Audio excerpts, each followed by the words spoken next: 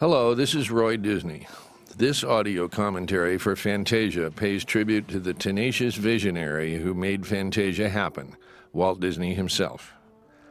This is a one-of-a-kind audio record of a remarkable motion picture and the remarkable man behind it.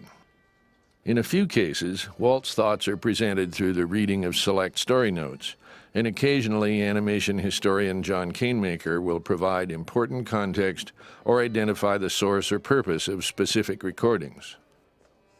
Hello, I'm John Canemaker. Usually in an audio commentary, we would have the director or the producer talk about the making of the film. Despite the fact that Walt Disney is no longer with us, we will be hearing from Walt both through various recorded interviews spanning 3 decades and transcribed notes from internal meetings about Fantasia in his own words. I am thrilled to be sharing the responsibility for this commentary with the man who was the creative force that made Fantasia a reality. In the process of developing the ideas for Fantasia, Walt Disney held frequent story meetings with his key personnel to conceptualize the way each segment would evolve into its final form. A stenographer always transcribed these meetings in their entirety so that copies of the transcripts could be distributed to the staff as a record of the discussions and decisions made at that time. They represent an accurate and historical document that illustrates the evolution of the ideas that became Fantasia. Throughout the following audio commentary will be readings of excerpts of Walt's own words from these transcripts. This is a rare opportunity to experience Fantasia through the words of the visionary who was single-handedly responsible for its existence. We are fortunate these materials even exist. This is a unique chance for you to hear this material, much of which has never been available to the public before. I hope you will enjoy this glimpse into the mind of the genius that gave to history this cinematic and animation masterpiece. Well, Fantasia was made at a time when, we had that feeling that we had to open the doors here. This medium was something we felt a responsibility for, and we just felt that we could go beyond the comic strip, and we could do some very exciting, entertaining, and beautiful things with music and picture and color and things. So we just went ahead and tried it out. Well, I feel I'm making pictures for the great public and not for a certain select few. Now, that was true with Fantasia in that those purists in the musical world, they frowned on this. They even, some of the criticisms, why does Disney have to put pictures to music? Can't we sit and listen to music and make our own pictures? But there is a great segment of that audience that, by seeing the pictures to Fantasia, became acquainted with some of this classical music. And begin to, it even led to them becoming interested in the other classics that were not represented in Fantasia. And I think Fantasia made a real contribution to opening a door there for an awful lot of people and in getting them excited. Young children, when they play the records and see the music, they begin to appreciate music.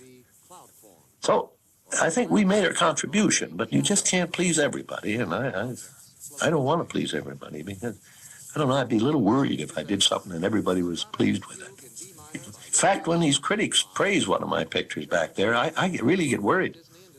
That if I'm pleasing them, maybe I won't please that great big audience that I love out there.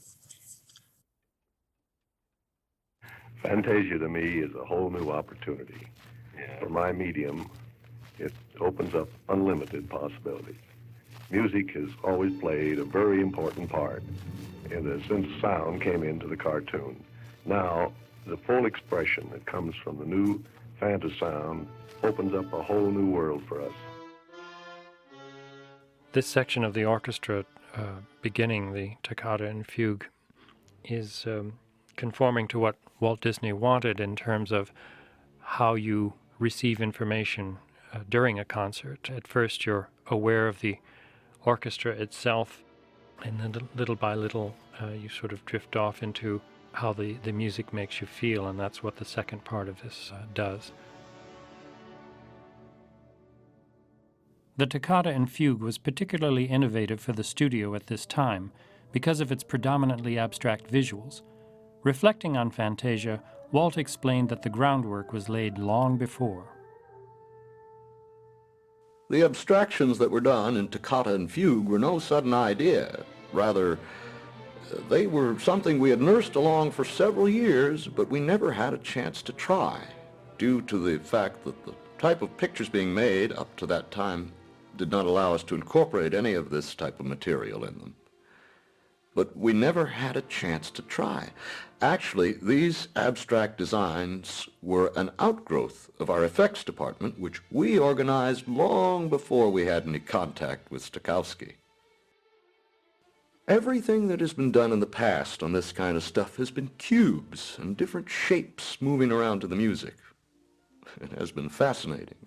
From the experience we've had here with our crowd, they went crazy about it. If you can go a little further here and get some clever designs, the thing would be a great hit.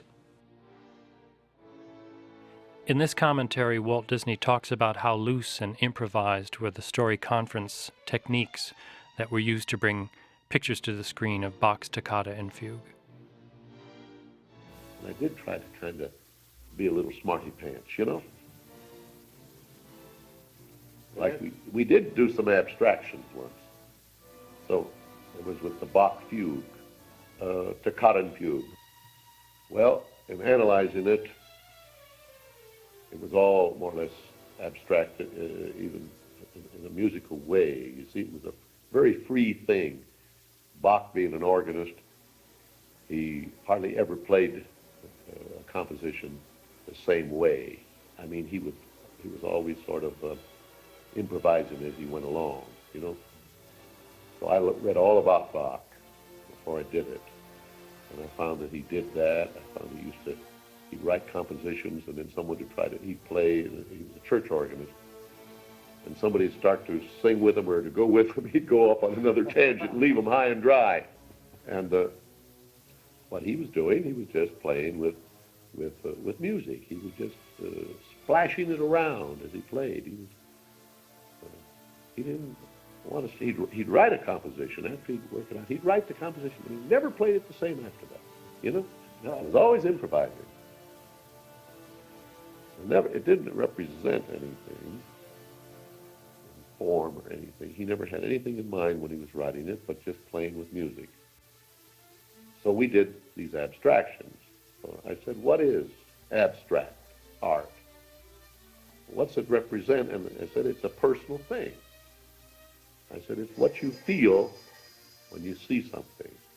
Impressionistic in a way. I mean, some instant happens and it's a burst of something, you see. And there can be definite forms.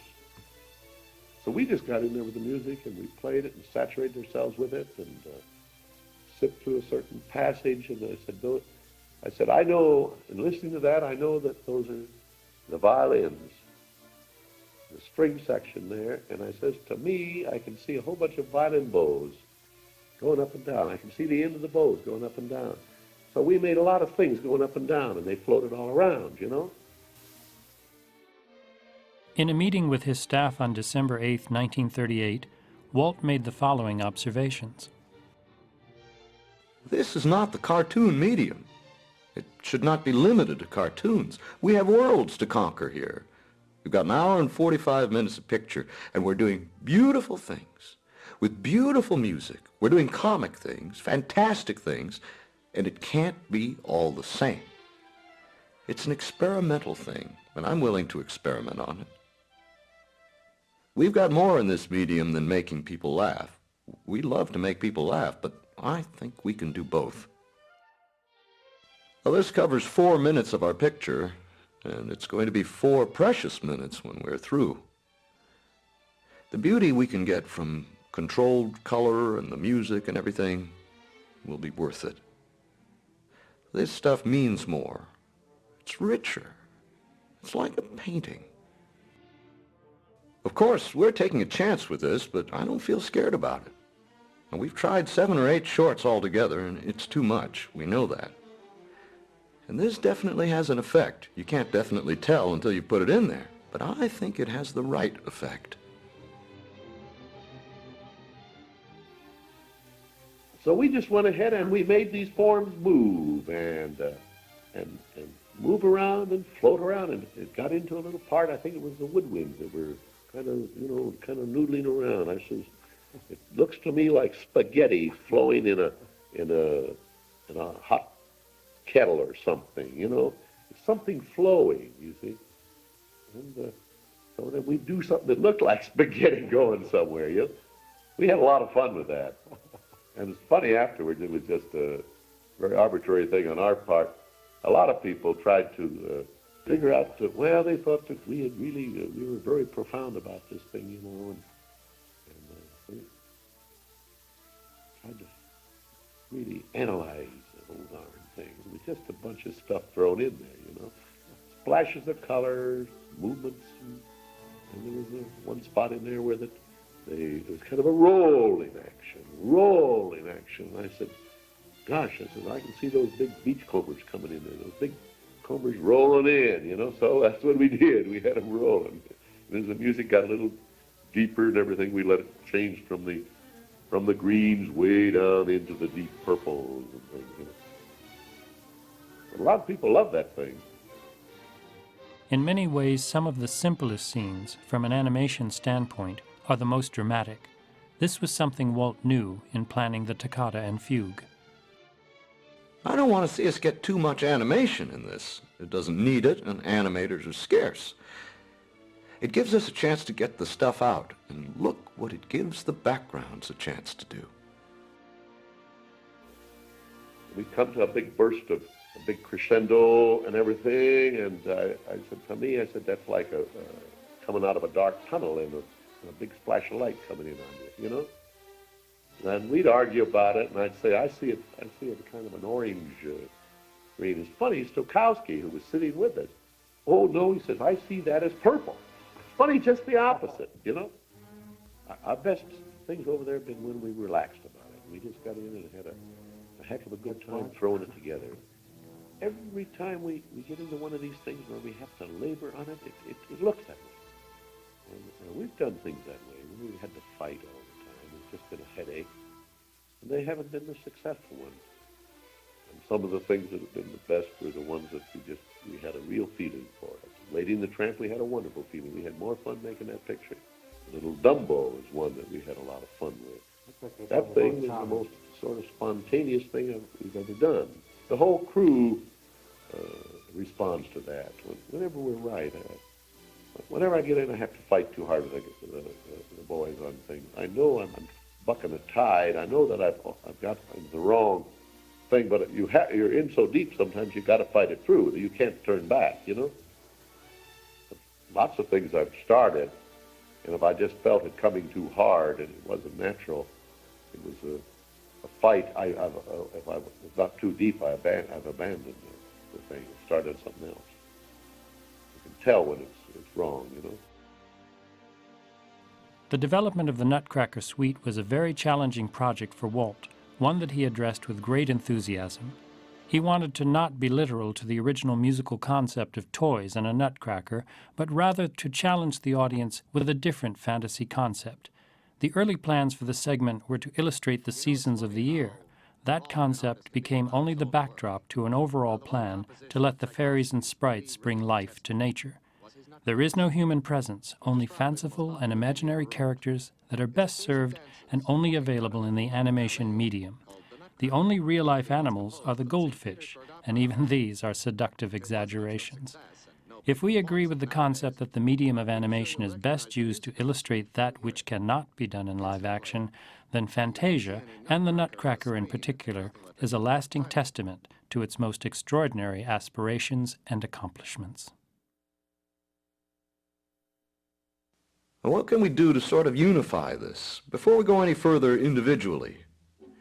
If everybody working on the various sequences sat down and figured out an overall idea of the suite as a whole, and the part their own sequence would play in it, I think we can arrive at something we can definitely set as a continuity for us to work with. We were talking it over this morning, and the idea then was the season idea. But when we took a look at the sugar plum fairy thing, we thought that would be a better way to unify the whole business. cut out the march and the overture, and let the sugar plum fairy started. The fairies or sprites come in and decorate the whole scene. Start the Nutcracker with that, and carry the little sprites through, if we can, into the Chinese dance, into the dance of the flutes. And when we go into the water, we might at least carry the connection up to the water. Then come back at the end, and instead of doing the seasonal angle with the autumn leaves, we might bring the little sprites in. And they make the whole setting a fantastic thing, with a feeling like staging instead of daylight, because we have a lot of daylight anyway. If we bring them in at the end, well, I don't know what they might do. Maybe put jewels on the flowers, or decorate them like ballet dancers. Let's go back and look at all the flower models we have that we're not using now. They bring spirit to the whole thing. The whole idea of the sugar plum is fantastic, and it's an entirely different thing for us. We've never attempted anything like that. It fits in with the music, it doesn't detract from it, doesn't bother you. It fits perfectly to the first part. You can have repeats in your action. It doesn't have to be all one fairy, they can overlap. One can be decorating, and another one comes in, and when you pan over to show what they've done, I think you should move with them. Get their lights on things they've decorated, almost like a little spotlight following along. That way the different colored lights from the fairies would color the drops. I would say this roughly. We'll open without the overture or march. We'll open on the sugar plum fairy idea, with the fairies decorating the setting and possibly build to the point that they give life to things. Then we come down from that and bring in the mushrooms. The little vamp and the music brings them to life, and they begin to dance this cute little Chinese dance. And we don't have to gag it, because it will be interesting to see them dance.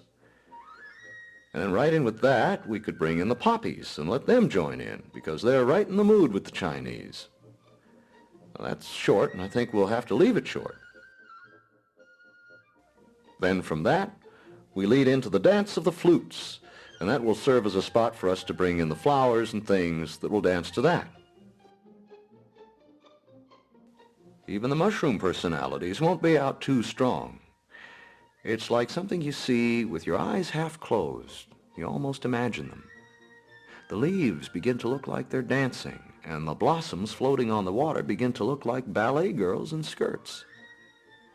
It will be like if you're out in the night and a firefly comes along, you can almost think it's a fairy decorating with dew.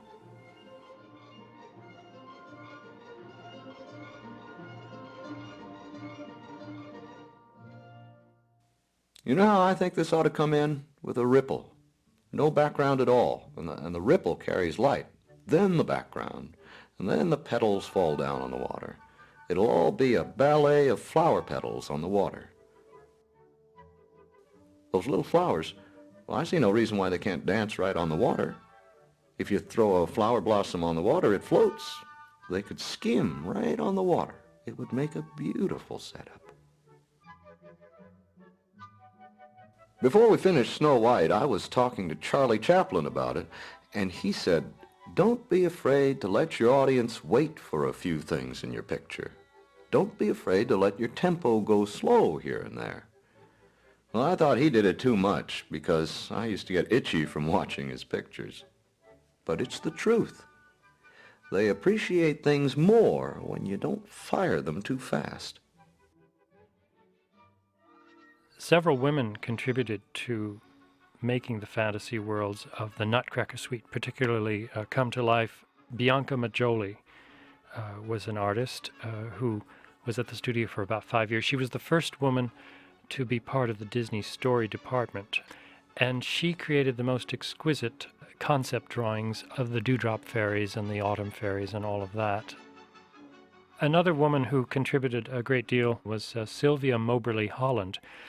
She was a British woman, an artist, who could draw just about anything, and loved her assignment. She was also a musician, and her drawings also were quite beautiful and quite exquisite. Down below in the dance Arab, we have that very legato feeling, that definite oriental rhythm which gives us all that undergrowth in the water. Then we go into that dark and mysterious cavern, and the sunlight is coming down through the water, which throws oriental patterns on the floor. This stuff ought to be all the movement underwater, and not too much background. I think our fish should be more suggested. I was wondering if we could work backlighting on them. The light in back, and there in the foreground, so it's shadowy and transparent. Those goldfish are fascinating little things, voluptuous. There's a lot of movement in a dance like that, isn't there? Almost like a hoochie cooch.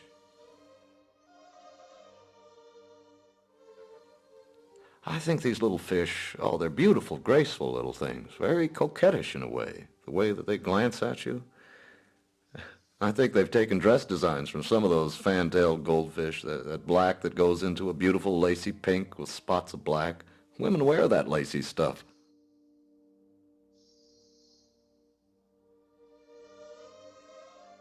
While Walt was usually proud of his work, he always shied away from claiming any particular artistic ability or knowledge.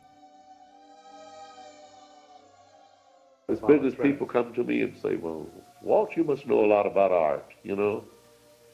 Well, I don't. I don't know a lot about art, and I don't pretend to. And I tell them honestly. They say, oh, you're modest. I say, well, all right, but I'm telling you the truth. I don't know anything about art. I said, I see things, and I like it, but I couldn't tell you the history of any of the painters. I know a lot of them, know their styles, and when it comes time to do something, I'll get out the old book and I'll look them up and I'll say, I like this guy, who is he? You know? Well, it's Goya or somebody like that, you know, or something. And I don't know. It's never appealed to me. I like art in another way. I think art galleries are wonderful. I think that but I think that's a privilege everybody enjoys of liking it one way or another. If I can use anybody, I'll get busy and study them. That's the way same way with music. I like symphonic music. I think there's something that, good concert, if you're kind of relaxed and things, it can do something to you. There's a sort of an emotional bath you get by listening to some of these things. Walt's artists learned a lot about the design and animation of fish from Cleo and Pinocchio. Airbrush techniques complemented specially treated transparent paints. This knowledge was invaluable for creating the fish in the Nutcracker. The goldfish do their ballet, and then the bubbles come up. They come up just about like a feeling of incense, everything that feels oriental. We go up with the bubbles, and one bubble gets large, and you see the next act in the bubble, which are the thistles. The bubble disappears, and we blend the two together.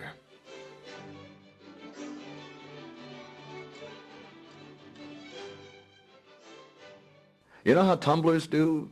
You might do a burlesque of that in the Russian dance. They tumble all over the stage, all of them at once, and each guy does a little bow when he finishes. I'm wondering if at the last you'd want a couple of thistles to come through in something rigged up like one of these, what do you call them, troikas. A couple of thistles with these arches over them, bells on them, flowers. They drive right through in it. Now, how would it be if they jumped at you? You come in on this setting, all this falling stuff, and they're waiting there. Then, hey, and they jump up at you. That's definitely comic. Walt's attention to detail is especially apparent in his discussions about the changing of the seasons at autumn.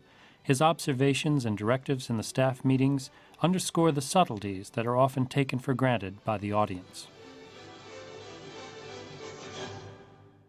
We've devoted a lot of our picture to flowers as they are in the summer with their full color, and I'm just wondering if there isn't enough beauty in autumn itself.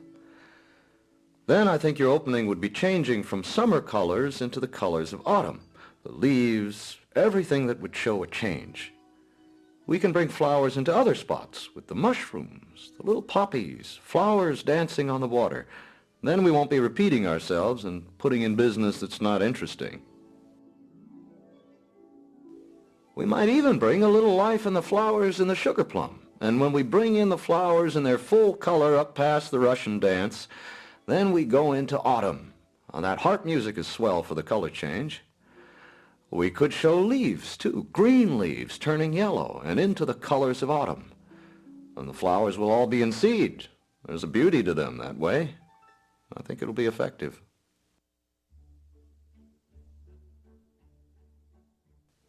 Have perfect control of the leaf. Make the leaf do all the movements we want it to do.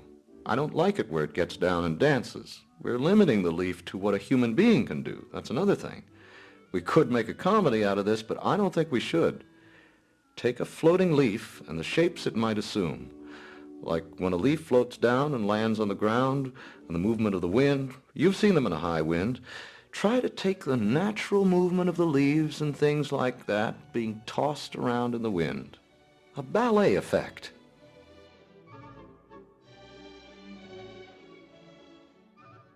We have this scene of stuff falling that looks like snow, but it turns out to be dandelions or some kind of seed. Show the wind with it. It could be blowing anything. Well, dandelions go to seed at the end of summer, don't they? If you have a pod and the fairies touch it, all the seeds fly out almost as if they're alive. Now, I think there's something beautiful in those seeds balleting through the air. I like to use them because we can get off the ground and have our ballet in the air. I wish we could do that with the whole thing, all floating, a ballet in the air. The leaves first turning colors, all harps and arpeggios, into the autumn. It won't have that full background like it is at the very beginning. We'll pick it right up, and everything is arranged for design and pattern, all grouped in such a way to get the proper composition. Don't you think in line with this music that it ought to be graceful? A faint suggestion of a certain form coming in the leaf and then losing it? Or you could have a procession of some sort. If you think of something else that'll fit in there, the music will sound like that too.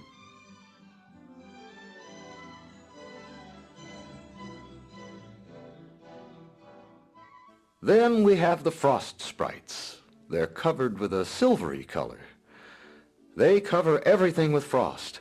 When they touch the water with a wand, the water freezes and makes beautiful patterns. And when the snow comes down, instead of being microscopic pictures of snowflakes, we use that as a design and build forms whirling around. It's all about fantasy. That's the thing that I would call surefire. There's nothing common about it. When it's common in your imagination but hasn't been seen on the screen, then you have something. Then it fits everybody in the audience. They have a contact, and they can appreciate it and like it. You haven't seen anything like that in action. You haven't seen anything like that on the stage. It's impossible.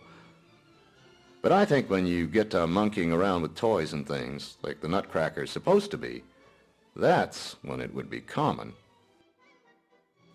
It's like I almost went to sleep on this music and then suddenly woke up. Then I come back and become conscious of it. That's sort of the way I take in music. I absorb music that way. It comes through the skin, I guess. You can't listen to music and conversation. It's annoying. You've got to let your mind completely relax. And now we're going to hear a piece of music that tells a very definite story. As a matter of fact, in this case, the story came first, and the composer wrote the music to go with it. The film that we know as Fantasia actually had its roots as a planned short of The Sorcerer's Apprentice as a vehicle for Mickey Mouse. Fantasia premiered on November 13, 1940, at what had been the original Colony Theater in New York City. Ironically, it was at this very theater where, on November 18, 1928, Steamboat Willie, the first sound Mickey Mouse cartoon, was first shown to the public. Here Walt Disney talks about the loss of his early cartoon creation Oswald the Lucky Rabbit and the difficulties he experienced in trying to convince distributors to take the first Mickey Mouse cartoon shorts, hard to believe given their historic popularity and success.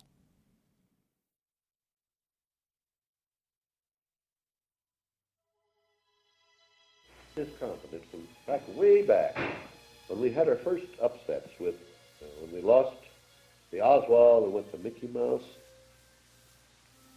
My brother and I decided that in every way that we could, that we would build ourselves to the public and keep faith with the public.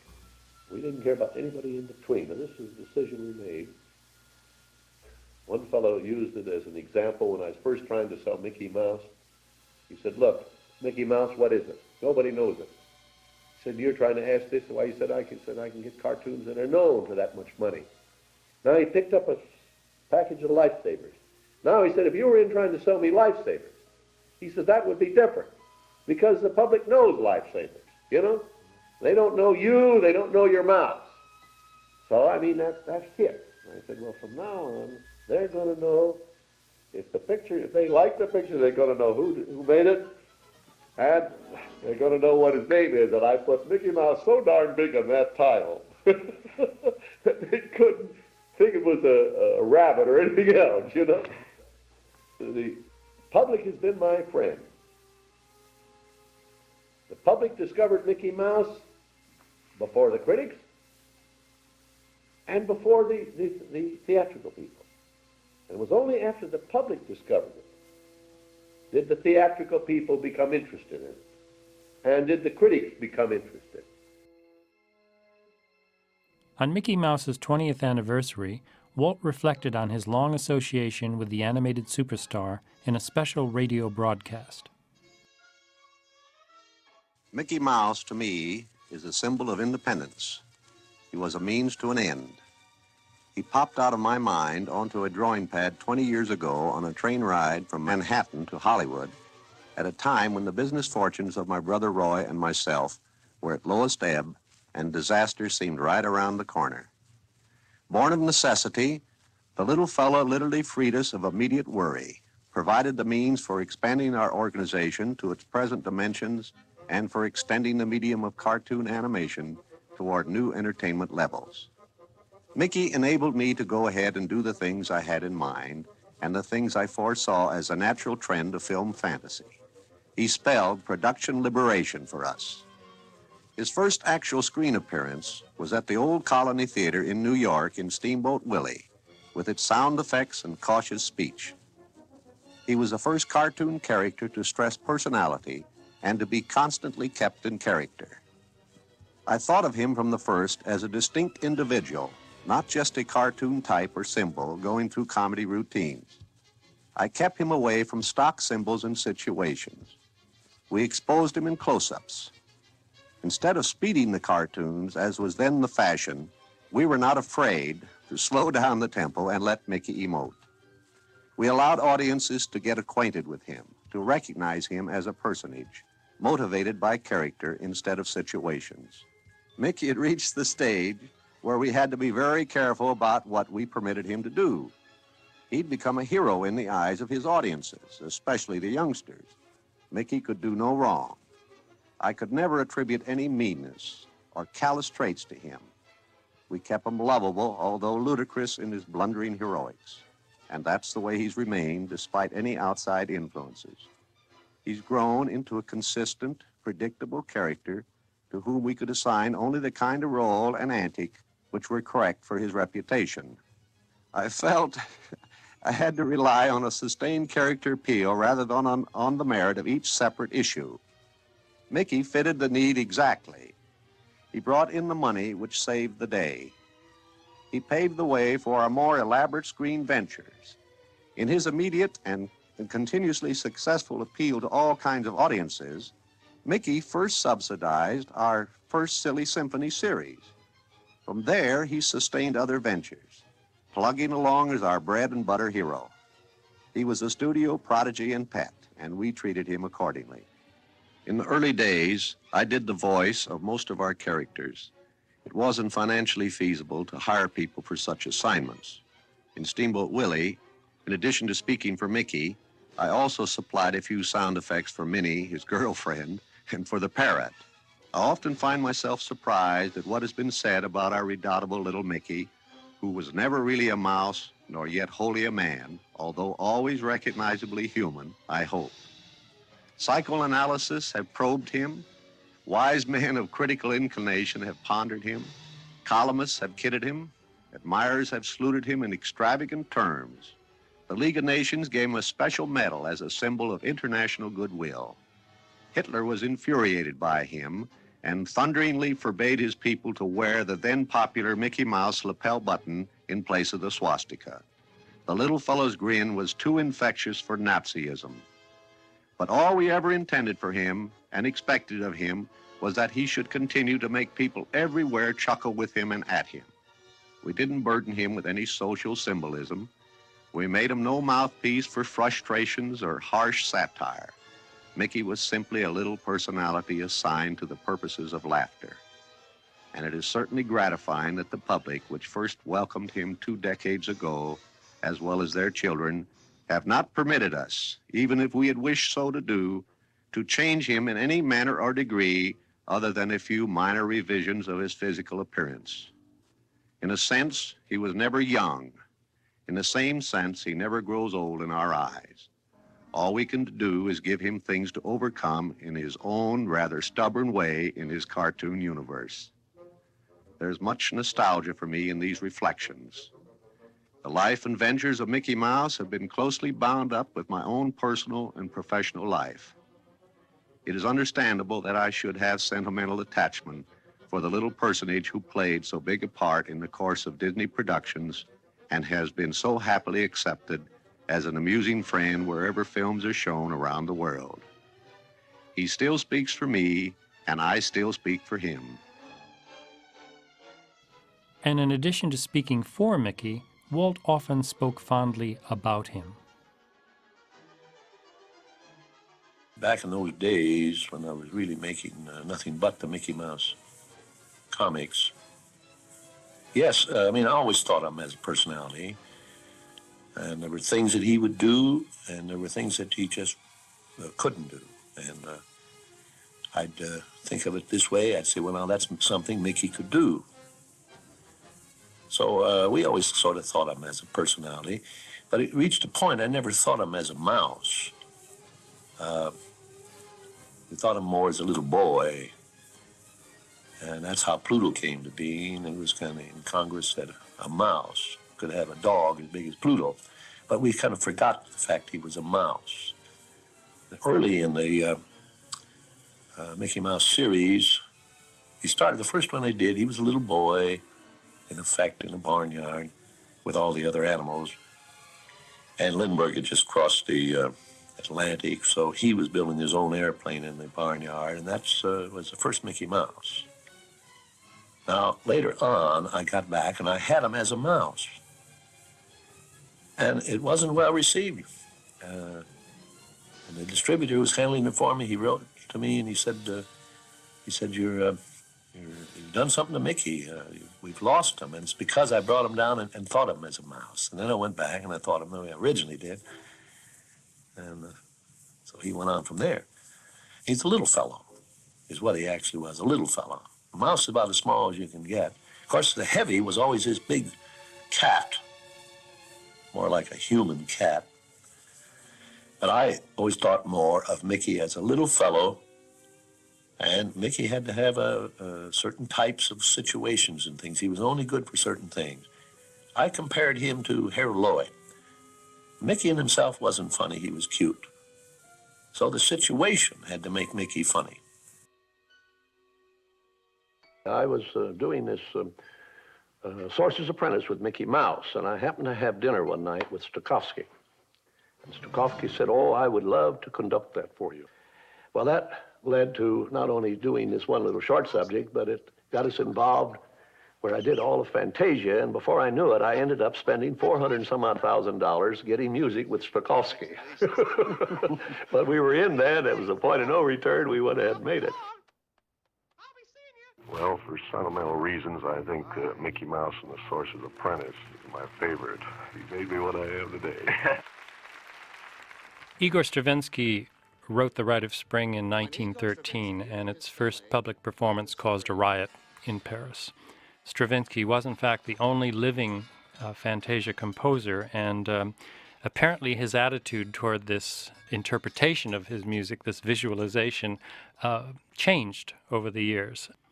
In April of 1938, Walt Disney inquired about the rights to use the Firebird. In September 1938, the selection process of the music for Fantasia, or as it was called then, the concert feature, began with Walt, Stokowski, Deems Taylor, Richard Humer, and Joe Grant, who were assigned as producer-writers for it. And they chose The Rite of Spring at that time. So in January of 1939, Stravinsky signed a contract giving Disney the rights to record The Rite of Spring in any manner, medium, or form. Stravinsky came to the studio during Christmas time. I think it was a Christmas party in 1939, and he saw The Sorcerer's Apprentice, and he saw Work in Progress on the Dance of the Hours, and he was shown inspirational sketches for The Rite of Spring at that time. He was even photographed with Walt Disney, and he signed a personal photo to Walt that said, quotes, "From an admirer of your great achievements," unquote. He wandered around the studio. He wandered into Woolly Reitherman. Woolly Reitherman was the animator of the dinosaurs battle in The Rite of Spring, and he wandered into his room, and for some reason, Reitherman was playing the soundtrack backwards. So all of that cacophonous sound was going backwards, and he looked around, and there was Walt with Stravinsky, and Woolly was taken aback, but Stravinsky said, "Sounds good backwards too." He was present at the pencil test, and when he saw some of the pencil test, his companion said, "Well, that's not what Mr. Stravinsky had in mind." And Stravinsky said, "Oh, yes, it is." In 1940, October, he saw a preview for The Rite of Spring. Now we speed ahead to 1949, and in an interview, Stravinsky complained about Disney's treatment of The Rite of Spring, said it was, quotes, terrible, and quotes that he saw part of it and walked out, which apparently did not happen.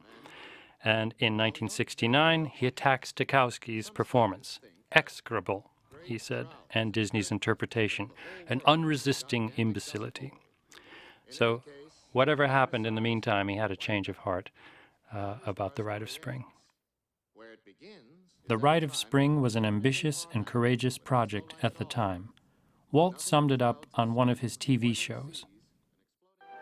We keep moving forward, opening up new doors, doing new things, because we're curious. When you're curious, you find lots of interesting things to do. And one thing it takes to accomplish something is courage. Following is Walt Disney admitting that he often looked over storyboards the night before they were to be presented.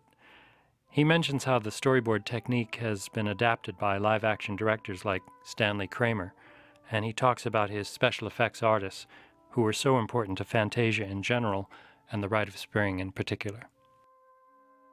Now, I like to work in the units. I don't like to, only time I'm in an office if it's a kind of a general business meeting or if it's something kind of individual.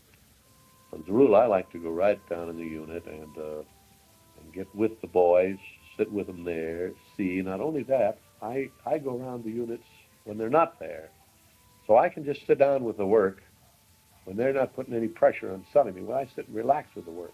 Then when I come in with them, I'm ready, you see. Yeah, I still do it on Saturdays, Sundays when it's closed. I go over and just float around at my leisure where I have no pressure on me and sit down with them. See, we do it all with story sketches and things. And the boys know that I do that. And the boys pull all kinds of tricks to find out whether I've been in there, you know. They arrange papers in a certain way on the chairs and things because they come in the morning and say, well, Walt wasn't in this weekend, you know, but they don't know I put the papers right back the way they were. You can't write the kinds of stories we do with the cartoons. It's you have to draw them. You have to. When we started the storyboards, we had a storyboard on the Three Little Pigs as early as that, and earlier than that. I used to give assignments to boys. I'd get a story idea, and then different boys would say, well, now, you think of everything you can think of that might go into this thing, little gag ideas and things. They were all artists, so I didn't have writers, you know. So they'd sketch up. Then when it would come, we'd begin to put it up there and say, well, this gag will go in here. And put that little gag that we'd sketch up there. Then we'd say, well, now let's fill in here with a scene, and somebody would quickly sketch a fill-in. Before we knew it, we were working a storyboard. Well, now it is a technique that's used. Stanley Kramer used it on our... Stanley's used it, and things. It's been carried now into live-action production. It's stocked with all the television. That's why I think it's important for you to tell me about it. I mean. Yes. Well, I saw an article not long ago in the Illustrators magazine or something where they gave credit to it starting at our studio. You know. I didn't know it. Kramer came into business later. Yeah, I know Stanley uses it, and I guess he makes good use of it too.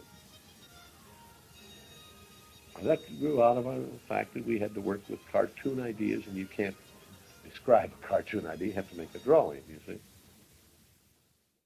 But drawings alone were not enough. The lessons learned over time from the studio's effects department were especially valuable when it came to The Rite of Spring. So this training program was one where I even tried to better every piece of equipment I had. I built that studio. That came after Snow White, but I mean, I wanted it. I wanted an ideal place to work. I built new cameras. I started new cameras in 1935, cameras to give me dimension in my pictures. There was actually no way to learn anything.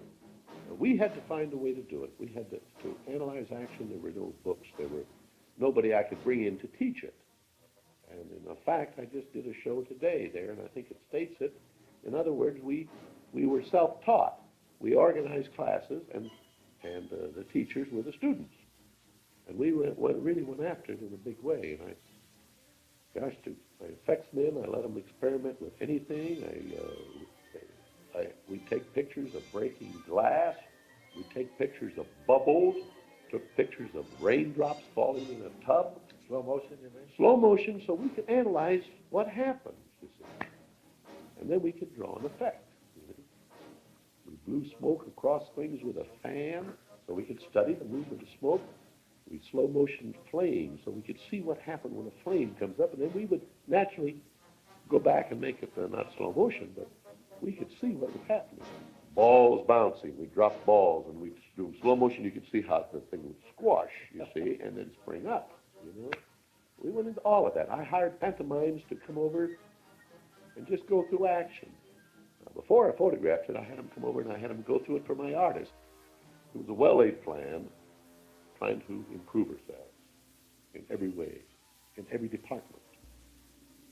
Tried to improve the backgrounds and the use of backgrounds. I tried to improve the animation, a very important part of the animation. Tried to improve I've set up different departments, effects, study of how we can make a raindrop look better, of how we can make our dust look better, how we could do storm clouds and make them effective and make them move, and explosions and everything of that sort. And then I picked certain artists who were not good at what I called character animation or personality animation. They were good artists, good draftsmen. I picked them and put them into this other. They became specialists, and I have them today that can do things that there's no one else in the world can do. And they are outstanding and unique in the world. Other boys that were good on personality and character, I put them into that area. And that's where we had the classes in personality, in character. Stravinsky's Rite of Spring was composed in 1913 as a pantomime ballet and was first interpreted on stage in Paris as a series of prehistoric Russian dances and rituals. Walt chose to develop it as a visualization of the Earth's evolution, which was both a challenging and controversial choice. I get the feeling of wind and waves. You must have a continuous background of terrific mountains of water and waves. But instead of ending with water, things are sinking. The ballet was built for people who have to put their feet on the ground, who can't fly through the air. When we go 50 million light years in space and come down on the Earth, it's something that's never been seen before. The motion and sweep of it fits right with the music. and the lava and the storm and the prehistoric animals. It's a hell of a job for us. It'd be easier if we just had a lot of people dancing, but people will look at this thing and go out and go home, and they'll wake up and suddenly realize what they've seen. I think you'll have them back in there 2 or 3 times to see and hear.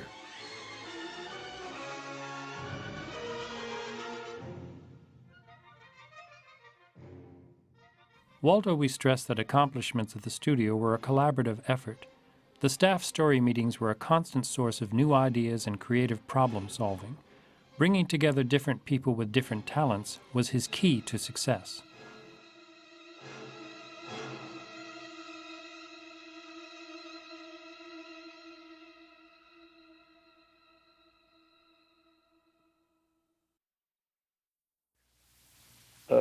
I think the thing that has helped me in this business, that I haven't been too good at any one thing.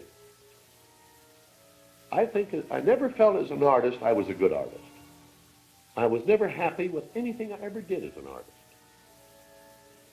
And I feel that because I did dabble in, say, mechanics, I love mechanics.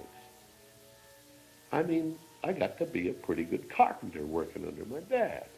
I can still go and make anything in a cabinet shop. I think that helped me, you see, because Are you a metal turner too? Can you turn metal? Yes, I can turn metal and things, although I learned that in our machine shop, the studio. I went in and apprenticed. I went right in my machine shop and apprenticed. But all of those things have given me something, I think, that has helped me in this business, because in my business, I take in all of those things. It isn't only people think, how do you draw all of those things? Well, drawing is just one phase of it. There's music too. No, there's ideas. And then it's again what you draw. They don't realize that. I've got wonderful artists. But without the fellows with ideas, they're lost. So it has been a kind of a combination of all of these talents, reaching a point where each person respects the other. And I've stressed that. And I've told, as I've said to them, I said, if I don't know anything, I'm not afraid to go and ask somebody. And I think that has played a heck of a part in building that organization. A lot of people don't see, you know. One of the most annoying things to me is they say, well, how do you get all that sound to the things? It's the simplest thing.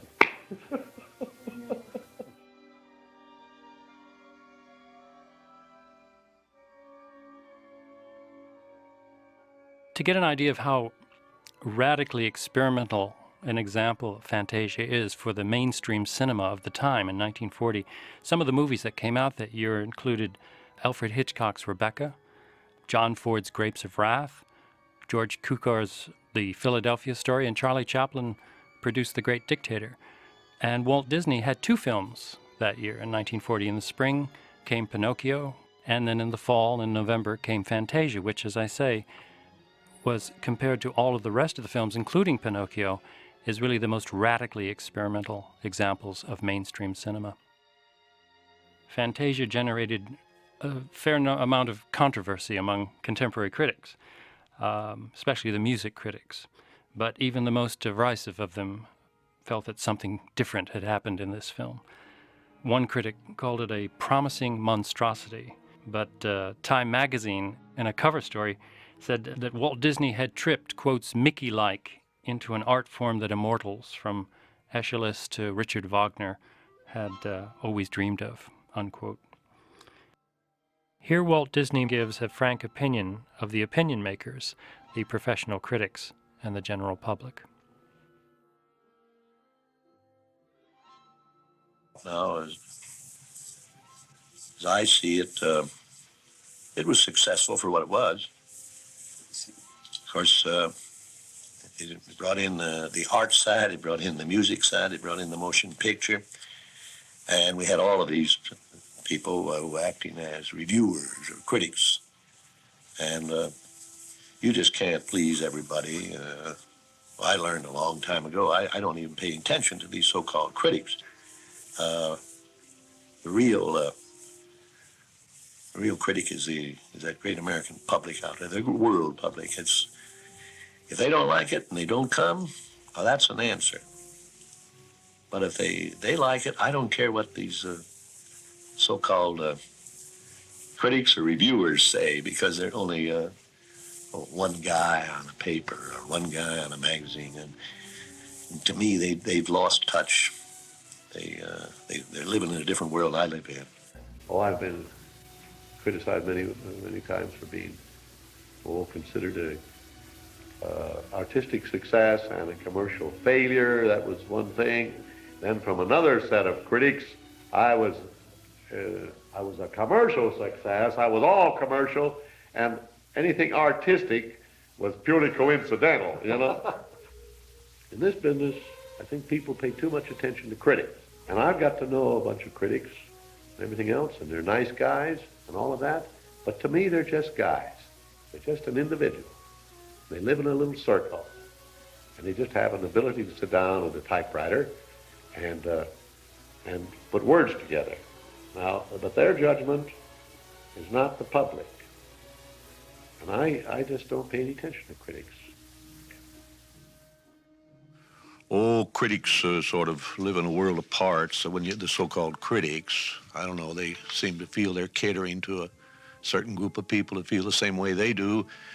And, I don't know, they have a right to, everybody has a right to criticize. I don't mind criticism, not if it's, I don't feel there's anything malicious behind it. I mean, if it's an honest criticism of what I'm doing, I respect it. In fact, the mail that comes into our studio here, they never let me see the complimentary things. I only see the critical things, and that's fine, because I know how certain people feel, if they're offended, and I'd rather spend my time. Well, sometimes they'll give me a sort of a consensus of criticisms, favorable ones, but the real critical letters always end up on my desk, and I've got to answer them. So I think criticism is fine if it's sincere. They jumped all over me one time in New York, and I had a thing that said, "Disney says to hell with the critics." Well, what I said, they were talking about things. I said, you know, when we're starting to put a picture together, I said, we sit there, and I said, we think, what should we do?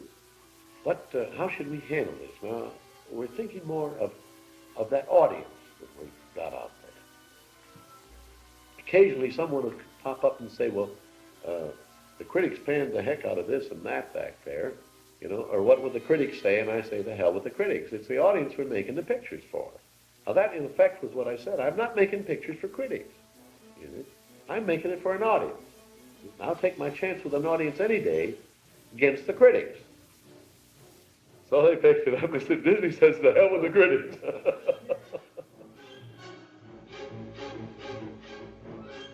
Now, there are people that don't like cartoons, you know. There are plenty of them. But, gee, you only have to appeal to 50% of that big audience, and you've got a big one. And most pictures will hit 30% of that audience. They're doing darn good. So you can't please everybody, and we have never tried to. I've never tried to appeal to the intelligentsia in any way. They don't know what they want from us. You know, they expect something, and they can't say what they expect. Some of them are always disappointed in what we do, and we've made no. And I've been criticized in many ways because everybody has expected us to do something. They wanted us to go their way. You know what I mean? And they dream of saying, "Oh, this is a great medium. It's Disney's developing this now and everything." They want us to go their way. Well, I don't know what their way is. I don't feel it, and every time I've made a mistake is when I went a direction where I didn't feel the thing actually. I go right straight out for the adult, as I say, for the honest adult, not the sophisticates, not these characters that think they know everything and you can't thrill them anymore. I go for those people that retain that something, you know, no matter how old they are, that little spirit of adventure, that appreciation of the world Fantasy and things like that. I go for them. I play for them. There's a lot of them. These sophisticates that are so bored and turn their nose up at anything, say it's childish, you know? Well, what the hell's wrong with something being childish? I think it's equivalent of never losing your sense of humor, you know? Kids are more honest than a lot of adults. I mean, you notice that in a child. Up to a certain age, he's very honest, very outspoken. At a certain age, they change. They're afraid to be childish. So they try to be sophisticated. Then after they reach a certain age, they'll come back and be honest again. Adults are interested if you don't play down to the little 2 or 3 year olds or talk down. I don't believe in talking down to children. I don't talk down to children. I don't believe in talking to say any certain segment. I like to kind of just talk in a general way to the audience. Children are always reaching, and I test them in my studio and never go beyond my studio. I don't take them in theaters anymore. I have enough people working in my studio that actually have nothing to do with the creating of the pictures, or they don't know the first thing about production. There's bookkeepers, there's stenographers, there's janitors, there's people in all walks of life within my studio. I pull an audience from there, and I throw my picture at them, and I let them write on a piece of paper. They can say it stinks. I know the general age of the group. I just want to know male, female. You see? So I have the females are separated from the males. And I take the female reactions against the male reactions. The males will go more for vigorous action or excitement or big belly laughs or scientific things or more things that have to do with mechanics and things. The females always go for the personalities, for the little sentimental things in it, for the beauty in it. I was the first to bring stereophonic sound. I still believe in it. In Fantasia in 1940, at that time with Fantasia, I wanted to put a wider screen. I wanted to double my screen, and I was all set to do it. But the bankers had their foot on my neck, and I had to go along with the conventional, but I still had my stereophonic sound. So I believe in those things, but still all these things can only go so far. The novelty wears off quick, and if you don't have a good story, if it isn't well produced and it isn't made for what I call the movie audience is a big audience. Now, of course, you can also make movies for that small segment, like those who love the foreign movies, and you can make all those movies you want to. But I think the responsibility of anybody operating a studio like we do is to make movies not for that certain 10% or something, but to make it for the masses. And that's what I do, and I love to do that. Some of my pictures will have a little more appeal to the children. Some of them will have less appeal and more appeal to the adults, like Fantasia, and some of my nature stories have had a very big appeal to the adult and the sophisticates, too. I tell you, there's a group in between. No, the real sophisticates, the real ones, are all my fans. The doctors, scientists, ministers, very creative people like that are all my fans. Did you see our They will criticize some of the things I do, but they'll praise others I do. But then there's that pseudo-sophisticated group in there. There's several good words for them, Over at our place, we're sure of just one thing. Everybody in the world was once a child. We grow up, our personalities change, but in every one of us, something remains of our childhood. It's where all of us are simple and naive, without prejudice and bias. We're friendly and trusting. And it just seems to me that if your picture hits that spot in one person, it's going to hit that same spot in almost everybody. So in planning a new picture, we don't think of grown-ups and we don't think of children, but just of that fine, clean, unspoiled spot down deep in every one of us that maybe the world has made us forget and that maybe our pictures can help recall. In a meeting with the staff on October 19, 1938, Walt described his vision for the devastation that would end this segment. All this music is going wild. The earth is shaking. Things are retreating. You've got big waves breaking and wind sweeping over the water. But in the last, there's a sort of stop, pulsating like an old steam engine.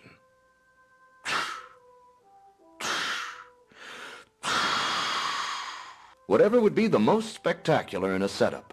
The dramatic effect that you want is the shaking, then no noise whatsoever. The demise of the dinosaurs is still in scientific dispute. In Disney's version, it's an environmental warming and earthquakes that do them in. More likely, as is now thought, it was a series of huge meteors and the resultant dust that blackened the sun for a long, long time and caused a world to freeze over. Originally, Walt wanted to carry the screen story in The Rite of Spring through to the age of mammals and the first men, and then fire and the triumph of man. But there was fear that creationists would threaten to make trouble, and Walt wanted acceptance of the film by a general audience. And now we'll have a 15-minute intermission.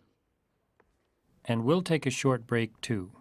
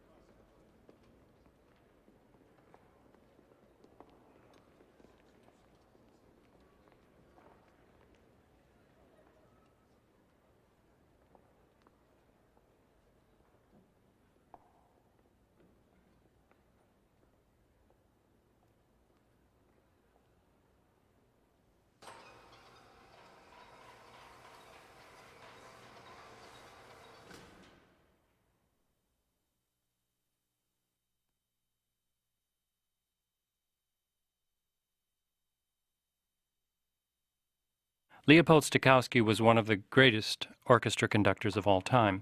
Like Walt Disney, he brought important technological and aesthetic improvements to his medium, which of course in this case was the sound of both live and recorded orchestra. He was a Pole, born in London in 1882, and here in Fantasia he is 58 years old. He got his first important job when he was 21 and played the organ in St. James Church in London. And he continued working up to his death at age 95 in Hampshire, England in 1977. He first conducted the Philadelphia Orchestra in 1912, and of course that orchestra was used to record all of the Fantasia pieces except The Sorcerer's Apprentice. Stokowski championed new music works and composers, and he was controversial among music purists for his radical and bombastic symphonic transcriptions of Bach works and changes that he made in the scores of Beethoven and Tchaikovsky, and he even made his own orchestral arrangements of Mussorgsky's A Night on Bald Mountain, and all four composers are heard in Fantasia, for which Stokowski also took liberties with the original arrangements and edited and emphasized certain passages to accommodate the animation. So the animators literally timed their imagery to Stokowski's soundtracks, and therefore the music sets the pace and the tone for the animation. Stokowski was a widely popular man. He was a shameless self-promoter who at concerts often placed spotlights on himself and on his always batonless hands. He made speeches to the audience, sometimes about their behavior, and once he hid an orchestra behind a curtain. He was married several times, and he had a highly publicized affair with Greta Garbo. Stokowski's fame was further enhanced by his appearance in Hollywood movies. Before Fantasia, he appeared in The Big Broadcast of 1937, which was released in 1936 by Paramount, and 100 Men and a Girl, and the girl was Deanna Durbin, released in 1937 by Universal. Walt took great pride in the artistic achievements made in Fantasia. Fantasia is timeless. It may run 10, 20, 30 years. Fantasia is an idea in itself. I can never build another Fantasia. I can improve, I can elaborate, that's all. The soundtrack. All right, come on. That's all right. Don't be timid. Since Fantasia's goal was essentially putting images to sound, the illustration of the soundtrack through animation seems appropriate. An optical soundtrack is traditionally printed on the edge of 35mm motion picture film. But given Walt's passion for entertainment, he made sure to give it a personality as well. The sequence about the soundtrack was originally conceived as the opening of Fantasia, but as plans for the movie developed further, it was decided to move it to after intermission, to open the second act. Walt explained the original concept to Stokowski and the animation staff in a meeting on January 24, 1939.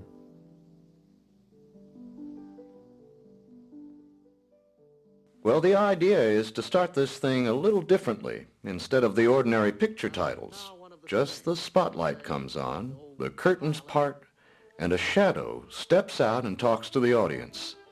Then it can take its place over at the side, or perhaps the spotlight could move over and the shadow steps into it, like someone had walked on. And then there would be another speaker up there, not the one the music comes from, but a separate one for the voice. But the shadow will absorb the audience's interest, give them a chance to relax from the screen. And yet it won't be a dead period.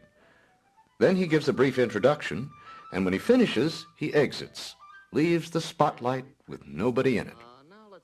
And the spotlight goes off. Another way to open it would be to part the curtains and have a picture on the screen that represents the music stand, not brilliantly lighted, but in shadow. It wouldn't be an appearance of you and your orchestra, but a shadow of them.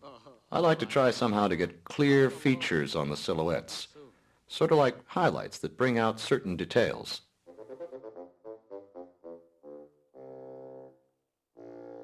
Fantasia came out. It was a new departure, and I wanted that as a special show, just like Cinerama plays today. That's the way I wanted Fantasia to play. I had Fantasia set for a widescreen. To get that widescreen, I had the projector running sideways, the same as they funny as doing on some of the stuff now. I had the double frame. But I didn't get to building my cameras or my projectors because the money problem came in. And I'd already recorded my music dimensional.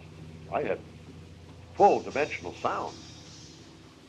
And the compromise was that Funny went out standard with dimensional sound. I think if I'd have had the money, if I could have gone ahead, I'd have had a really sensational show at that time. Of course, I think I should have had more of a balanced program. I think I did go a little heavy on the classic side. You see, if I'd have had more of a balanced program, it might have been a more popular thing. Joseph Deems Taylor is Fantasia's commentator. He was very well known to radio audiences in the 1930s. He commentated on the New York Symphony radio broadcast, so that's why Walt Disney hired him to perform the same task in Fantasia. He's about 55 years old here. He died in 1966 at the age of 81 in New York City, which is where he was also born. He was also a composer. Deems Taylor, in fact, had more operas and operettas, about 30 of them performed at New York's Met, than any of his contemporaries. But critics were unimpressed by his works, so he also made a living by writing extensively on classical music and was a commentator. You'll notice his demeanor is a little bit stiff in these presentations, and the Disney artists tried a number of ways to enliven his rather, stolid comments and performance. And one shot I love is where they put different colored lights on his face and on his shirt front and on his hands.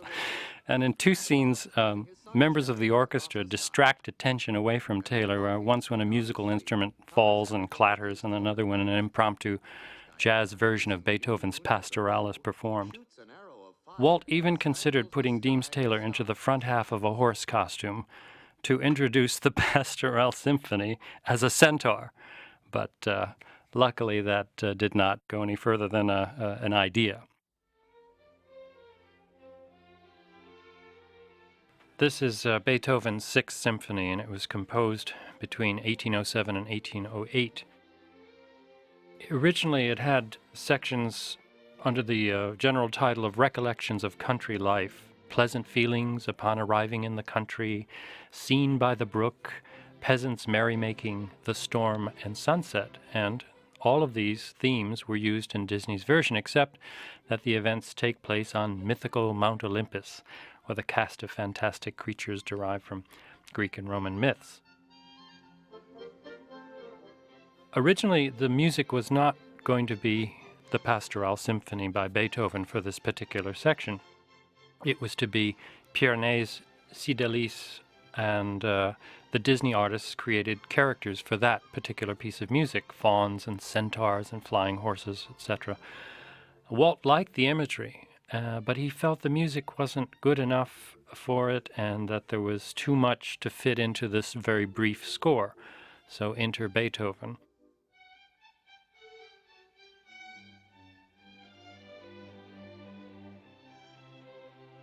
On August 8, 1939, Stokowski came to the Disney Studio soundstage to play the newly recorded music tracks of the Pastoral Symphony for Walt and the key animation staff working on this segment. Walt's comments at this pivotal meeting offer a fascinating insight into his vision for this segment. On this pastoral, I think we have a marvelous idea to fit the music. But of course, it's just a rough idea now. The pastoral idea is there, except we're doing something with mythological characters. We're doing it with a fantastic setting, Mount Olympus. This makes the whole thing impossible to stage. We don't want to follow anything that might have been done on the stage. We want to pick something in our medium. We can't get too serious, because I don't feel anything really serious. I feel it's in a lighter vein, but we're not going to be slapstick. There's a certain refinement in the whole thing. We'll go for the beautiful rather than the slapstick. But I feel we have a perfect liberty to be humorous. I feel it from the music. And when he inserts a cuckoo bird in the score, you know he's trying to be funny. It creates a whole new feeling, a whole new sympathy for this music. Well, I know it's supposed to be country folk dancing and all that, but we have that. We have Bacchus. He brings all the centaurs and centaurettes to his party, and they're having a good time. It's as if you went out and shot scenes wherever this was, but instead of birds and animals of today, we have mythological characters in a world of fantasy.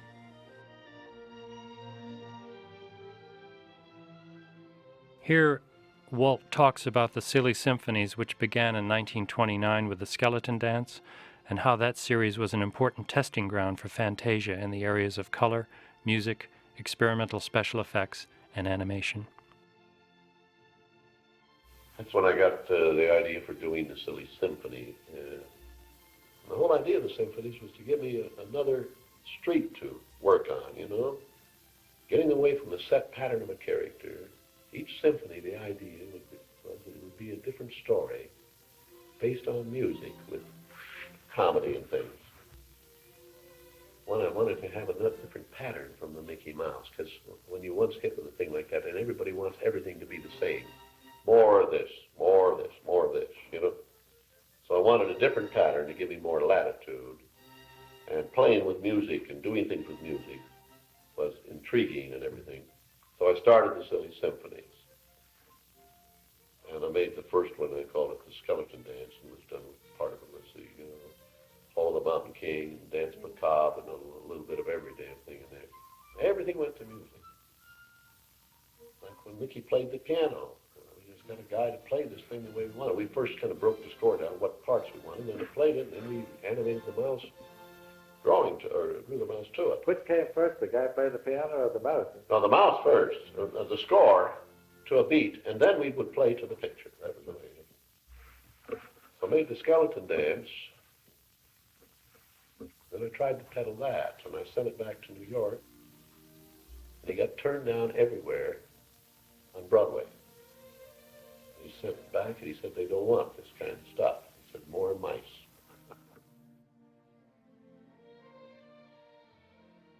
United Artists had bought the Silly Symphonies with the provision that I have Mickey Mouse present them.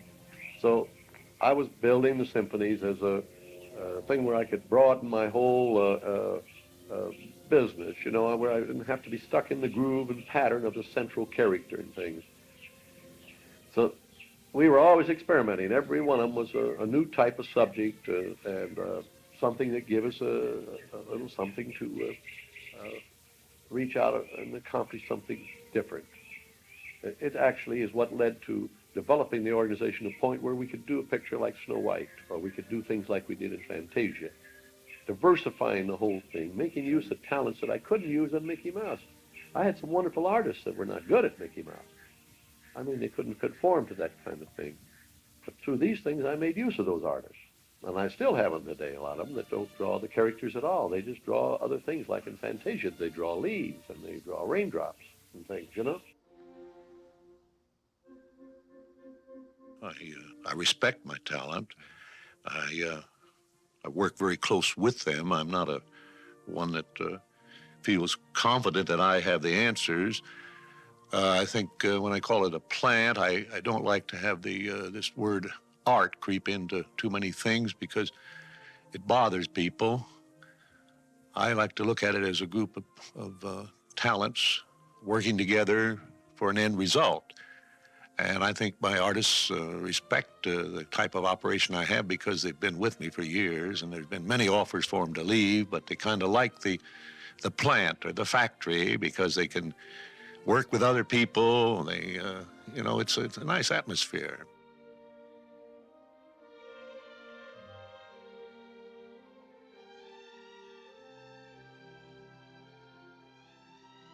There's a wonderful use of color throughout Fantasia. Technicolor was still a volatile and difficult process that very few live-action films were using at the time. And of course, Walt Disney had an exclusive contract with Technicolor for 2 years in which he had the rights to use it exclusively. No other animated cartoon studio could use three-tone Technicolor, and he took great advantage of it. Here in Fantasia, you see stunning examples of what could be done with a full rainbow of color. I wanted to go right away to color. I had a black and white picture in the work called Flowers and Trees. I had photographed about half. I'd finished up the finished work on about half of it in black and white. But I just felt that this color would do so much for the cartoon medium that it was worth doing the picture over. Well, it was about that time that I was spending probably more money on the pictures than my brother could see coming in. My contention was this, that it would lift the whole series. And the answer to the fact that it was already sold was yes, but we may get extra bookings. We may get additional bookings. We may get longer, what they call play dates. Instead of us playing 3 days, we might play a week. Who knows? I just had a feeling that color was the thing, that's all. I couldn't put up any sensible argument. But to me, when I could have these three color in the cartoon, I just felt stupid go ahead and making them in black and white. Well, it's one of those things we go round and round, and finally, we got a deal. I made a deal with Technicolor. They were very interested in having us go ahead with it for two reasons. They were not quite far enough along with their color process to go into any heavy production with a big live-action theatrical feature. A cartoon was ideal for their experimentation. But I was so positive about this color that I felt if I went ahead, that all the other cartoons would follow. So, to protect myself and kind of help this situation with Roy, who was against it, I got Technicolor to give me an exclusive for 2 years for the use of their three-color process. That was exclusive in the cartoon field. So I stopped the work on this Flowers and Trees and started all over again in color. Now, some of the backgrounds I'd already painted in black and white. I went right over the same backgrounds and repainted them in color. It was an ideal one for it because it was a kind of a symphonic thing, all done with music and the story of nature and the trees dance. It was a springtime type of tree with the birds in the trees and the flowers on the ground and the grace and beauty of the waving trees, you see. It was a symphony of trees and flowers, is what it was. We had to build a special camera to photograph it, a special camera stand. Through Rob Wagner, I he brought over Sid Grauman. And Sid came over, and I showed Sid just these few scenes. It must have been about less than a minute. And that's all Sid wanted. He said, when will you have the whole picture finished? He said, I want it for it was the Chinese theater. And he wanted it for a big show he was putting on, Eugene O'Neill's Strange Interlude. So we hurried, moved it through much faster than the schedule called for. Technicolor cooperated, and we got a printout, and it opened with Strange Interlude at the Chinese theater. And fortunately for me, it did create an excitement. It brought on an avalanche of orders and bookings, and started a whole new thing. The silly symphonies, the lowly silly symphonies, were refused by United Artists, and I had to compromise by putting Mickey Mouse Presents a Silly Symphony on there. Suddenly came into their own. Well, that naturally led to others in color. From then on, all of the silly symphonies went in color. I only contracted for that one series in color. I wanted to even go beyond. Now, here was my problem. I wanted to go beyond the cartoon, because the cartoon narrowed itself down. I'd either make something 7 or 8 minutes long. There was no in between. I then had to go from 7 or 8 minutes to 70 to 80 minutes. I tried these package things where I put 5 or 6 things together to make an 80-minute subject, because I had a lot of ideas I thought would be good done in the cartoon form if I could go 15 minutes with it, or if I could extend it to 20 minutes in length.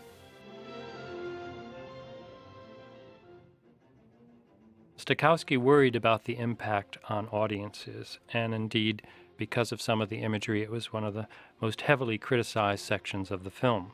The Disney artists created a new mythological creature, the centaurette, which was a female centaur, and she was a creature that was designed by Freddie Moore, who was famous for the, quotes, Freddie Moore girl, very nubile young women, and he used to make these very interesting sketches of them in different stages of undress, and they would be sent all over the studio. Well, that sort of highly attractive and animatable character was grafted onto the body of a horse, and therefore we had the centaurette. Something happened in this particular piece in terms of the final design. The original concept sketches are much more interesting than what finally ended up. Say, for example, the centaurs. They were much more virile in the concept sketches by James Badrero. And the depiction of Vulcan and Bacchus became much more cartoony in the final film. In fact, the Bacchanal sequence Time magazine described as Olympus in diapers. In a meeting with Stokowski in 1939, Walt described the ending he was planning for the Pastoral. Well, everybody's having a swell time, and suddenly the cloud comes over the whole hillside. You've got this cloud throwing a shadow. It's a beautiful effect, showing the sunbeams put out by a cloud. It changes everything and stops the whole dance. It's like a picnic being broken up by rain. Then the storm comes on, and here are the gods up there. To me, it would work very well and fit the music, and it leads you gradually into all these mythological characters. This way, we're building the story to fit the music rather than trying to build around and change the music. You can't do that. If you get to the gods, you've got to express it. Otherwise, you'd have to cut the music down. We have just a whole bunch of ideas thrown in. We have to find some order, and I say let the music suggest that order and not force something against the music. We have to do some exploring, too. The rainbow doesn't have to come immediately after the storm. You can have the after effects of the storm first. Then you can get into the final big setup where you see the final rainbow and everything. Then we have the scene where the centaur and the centaurettes are standing there with the sun going down. Well, that's the sort of thing you can hold on. And then you have Morpheus coming out at night, which can build to a certain climax. And after Morpheus, you have everything that is asleep. Walt Disney set up his own drawing school at the studio in 1932.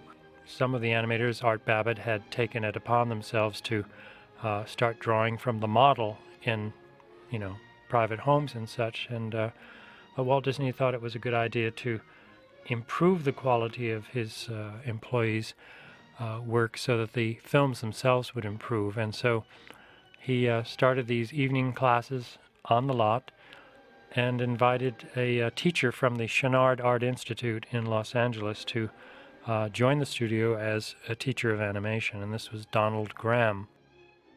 Graham initiated courses in action analysis, in which, in many ways, the students became the teachers. Some of the more experienced animators would give lectures to the less experienced animators and the newcomers.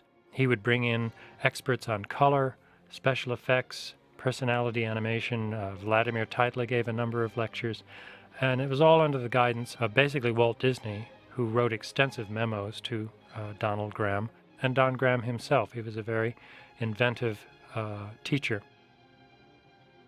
Years later, Walt Disney created a university called California Institute of the Arts, in which he hoped that all the different arts would have some sort of interplay with each other and influence each other. And dance would influence music, and animation of an experimental kind would influence character animation, and that exists to this day at Cal Arts in Valencia.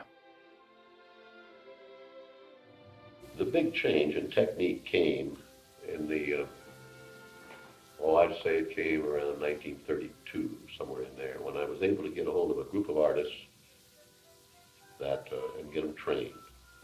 Took quite a bit of doing, but that came from 32 on, where I really got in and I began to train. By that time, I began to get enough revenue and money in that I could afford to do that. Up to that time, it was nip and tuck, getting them out, getting them out. Later on, Disney wanted to learn how to continuously get the effect of weight and believability into his characters, and so they did go back and restudy things that some of the early animators had done, and studied live action, and eventually codified all of these into certain principles of animation, such as stretch and squash and follow through and anticipation, and then applied them to the animated films. With the profits of Snow White, I built a studio. We bought the property in Burbank in 1938. The studio ended up costing us, with furnishings, buildings, and everything, around $3 million. But then with all this product that I had in work, Pinocchio, Fantasia, Bambi, and the big staff I had, around large staff too. 1,500 people. Yeah. Training schools, bringing students in. I had 100 students in my training school all the time.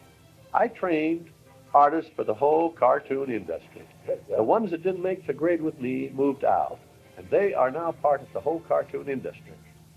At the time when I started in Hollywood, I was the only cartoon studio. Now, practically all the studios, with the exception of a couple in the East, are in Hollywood. So actually, the training I did now has supplied artists all over. They're all doing commercials. They're all in business themselves. But I'd say 90% of them are from my training school. A lot of them I never got to know because, we'd bring them in, start them training. If they can make the grade, then was the time to know them. So it was a busy studio, and we were trying to do different things. I went into every way I could, trying to improve the medium, trying to improve our cameras, techniques, put in a laboratory so we could develop certain processes that would help us to get better results on the screen.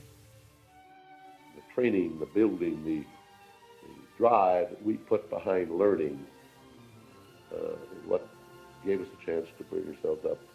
And my boys over there have been right with me. They happen to be a group that wanted to do that.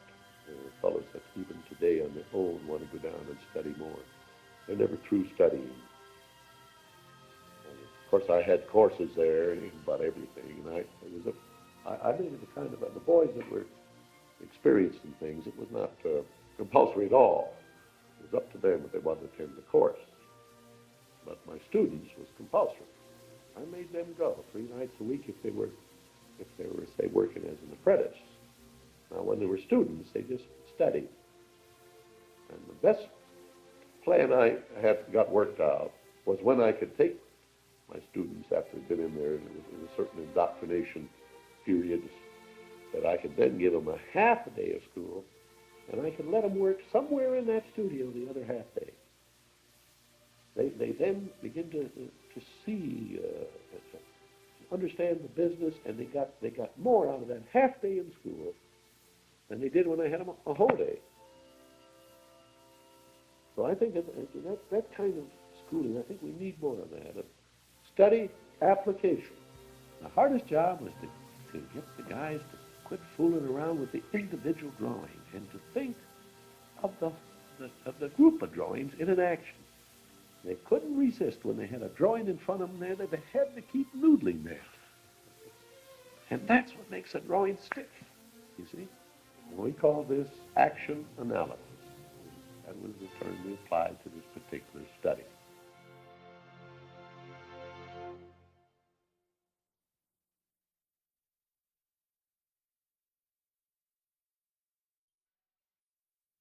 The basic concept for Dance of the Hours was clear from the very beginning. The operatic ballet, first performed in Milan in 1876, was conceived as a pageant of the hours of the day. The first meeting to discuss the story concept was held on October 17, 1938, at the old Disney studio on Hyperion Avenue in Los Angeles. In that meeting, Walt described how he envisioned the segment. Don't you think we might work it this way? Dawn is the ostrich. Day would be, say, the hippos. Evening, the elephants. Night, the crocodiles. Then when they chase off the hours of the night, let them all come in, because that's the finale. Now, I would like to see this ballet really symbolize something, because that would make it twice as effective. Here come the hours, chasing the others away. Let's take these animals, screwy as they are, and stage this all as legitimate and done as a perfect ballet. Later, then, let the slips come rather than in the beginning. The whole incongruity of the thing is the elephants and hippos doing what graceful people do. Of course, they can use natural props, like their trunks.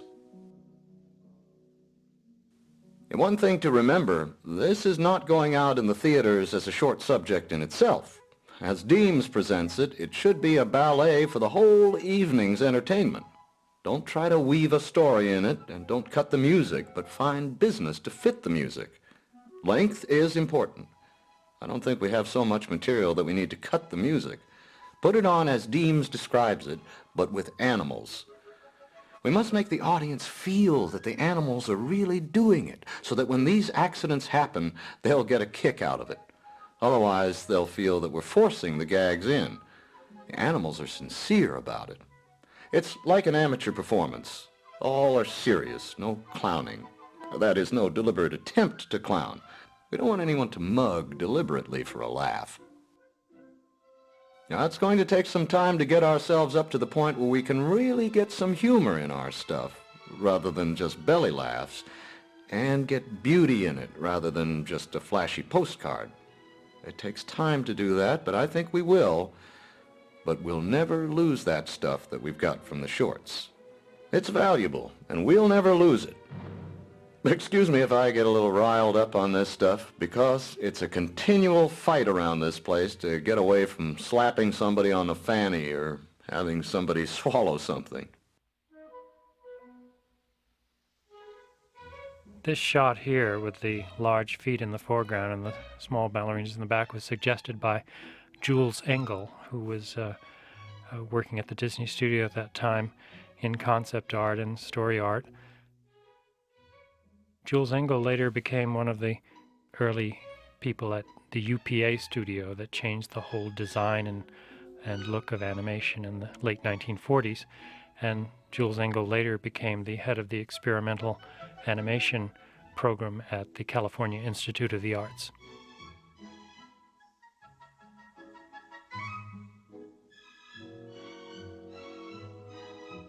When the great dancer Baronova came to the studio and the Disney artists drew her, she posed with some grapes. And one of the story people said, well, let's have her, sit on an egg. And the other artists and writers stood up and said, not in our film.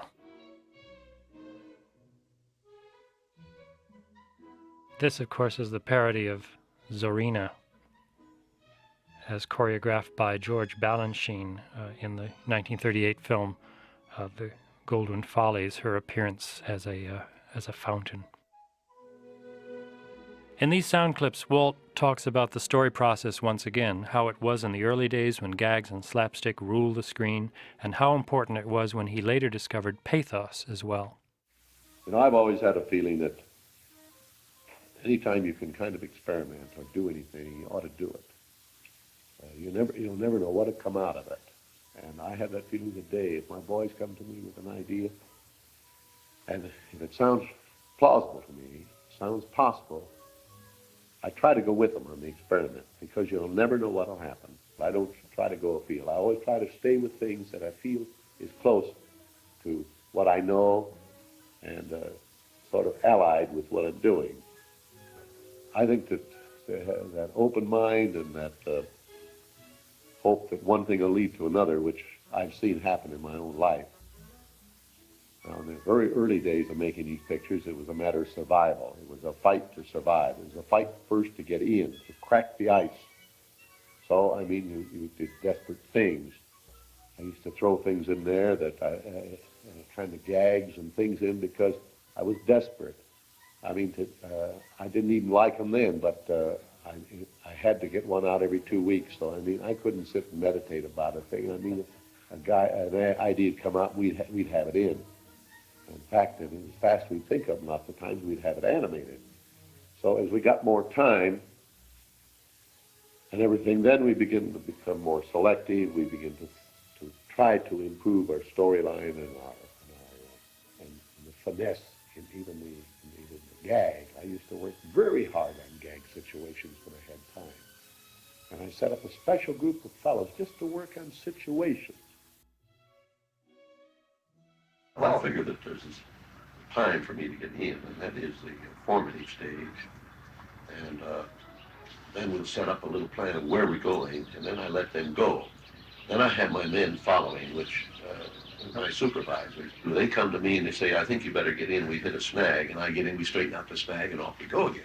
And then I see that I need a certain, we're missing something. I'll pull somebody from in to bolster it, Then we get in there and straighten it out and get her going again. Or I'm with them every morning until we get to the point, whatever it demands. But I don't figure that you can get anything out of them if I'm going to be sitting on them all the time. And I've got to let them go. And then when I come in, they stimulate me, and I'm off. Some of them are too whimsical. They write these things, and they're just too whimsical to get a hold of, This one, though, it was right there. It's good situations, That's what I like. I like a strong situation. And comedy is my forte, and my staff are good at it, too. We've all kind of, we get into the gag session, boy, the gags really fly, One guy tops another, and they spark it off. Ken O'Connor was the main layout man on this particular sequence. What a layout man does is to plan details of the action for each scene and to set it up for the animators. He creates the settings that the animators work in. Ken O'Connor adopted a linear motif for each sequence within this section. For example, the first motif was vertical and horizontal in design. And so you have the neck and the legs of the ostriches, which express a sort of static calm in the early morning. And also the cool gray colors relate to that as well.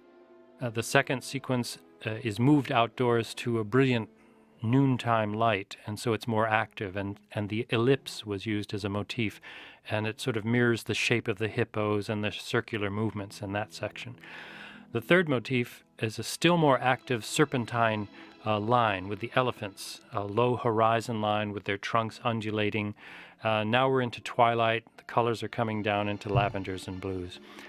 And the fourth motif is the most violent, and that's a zigzag motif, and that was the angular reptilian construction and the diagonal paths of action of the alligators. Seems like the evening hours to me. Here's the slinking hours, shadowy. Seems like the hours of blackness should be something like alligators. When the music goes da-dump, they open their mouths slowly, like alligators do. These characters were interchangeably referred to as either alligators or crocodiles. It was in this meeting that the lead alligator was given the humorous name of Ben Alligator. Why not have the alligators one of a group? We have the morning hours, the noon hours, and the evening hours. Let different animals represent different groups. We can bring monkeys in there. I don't know how we'll stage this, but I see a lot of steps and jumping off platforms. That high thing, and with that ha sort of hissing, and leap out on the floor. And as he sneaks up to her, I see him go right down into a regular crocodile for a while, and then come up into the human. Remember down at the Follies when we got Eddie Collins? And we saw those chorus girls, their costumes torn. Oh, some were too big for the skinny ones, and they were all doing the same kind of dance step. There was that one who was way over there trying to keep up with the chorus. They didn't express anything to the audience. They were only supposed to keep in step with the next girl. And they were all too concerned. The Dance of the Hours is, of course, a wonderful parody of classical ballet, but it is also done with a certain reverence as well. I mean, they were very serious about studying ballet dancers, and even in terms of costume and color and design, they went to the paintings of Degas and the classical ballet paintings there. So eventually all that ended up in hippos and tutus and alligators with capes. But the initial thrust of it was one of respect and reverence for other art forms, such as dance and classical paintings.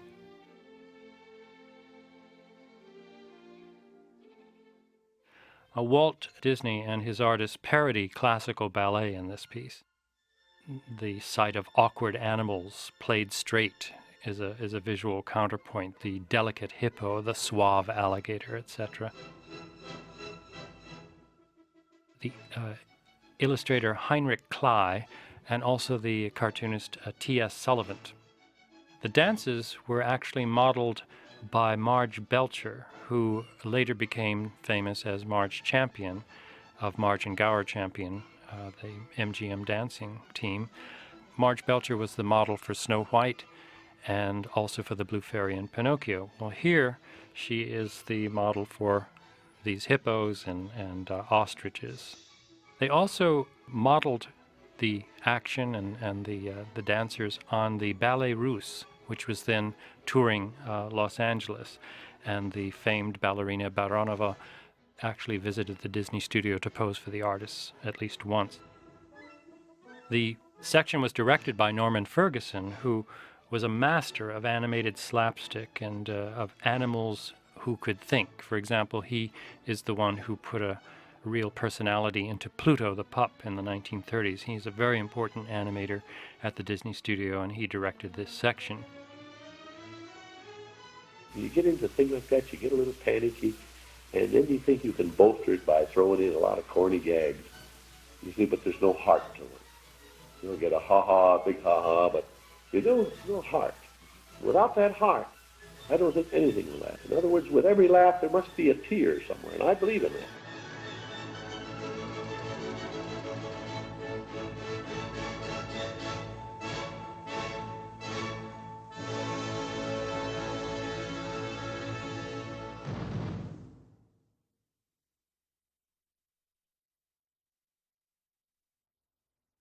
In the following words, Walt speaks of following his instincts in his career and how important it was to make diverse talents and personalities at his studio work together like an orchestra, and when he realized that animation could be a new art form. One of Russia's greatest composers, Modest Mussorgsky. The second is Franz Schubert's I think if there's any part I've played, the vital part I've played is coordinating these talents and encouraging these talents and carrying them down a certain line. It's like pulling together a big orchestra. They're all individually very talented. I have an organization over there with people who are really specialists. You can't match them anywhere in the world for what they can do. Men of the same talent that do the same kind of work, who we have set up a plan of working together, of helping each other. They're not afraid to admit that they're licked on a certain problem and try to get the help from someone else. But they're all nice fellows. I have a very conservative group there, and they've been with me. I've got them going on up to 25 years and longer. They've been with me. Never worked anywhere else, a lot of them, and they don't want to. They've been offered things. They've had plenty of offers come into them, but they like to work my place. They know it's reliable. They know that we're going to stand behind them. They know we're going to fight for them and what they can do. They know that they'll be given latitude. They know that they have any problem that they don't have. We don't have a lot of politics in our place. Every one of them know that my office is open to them. They know they don't have to go around me if they really run into something. And not only that, but I'm down there with them. All of these little things that have happened have sifted out the ones that wouldn't fit in with that group.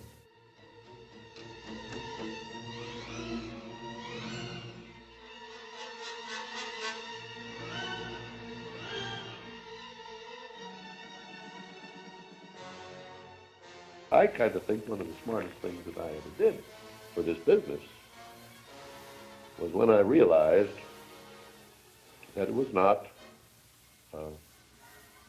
like the old art, painting and things, that it was a new art, that it was one of mass production for survival.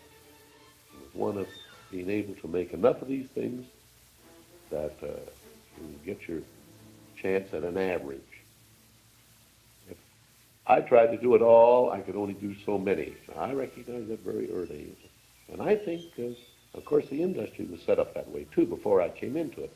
But I think I organized more mass production things than had ever been used in the industry before. A lot of the artists who came to me from the East, who had been in the business a good number of years, were individualists.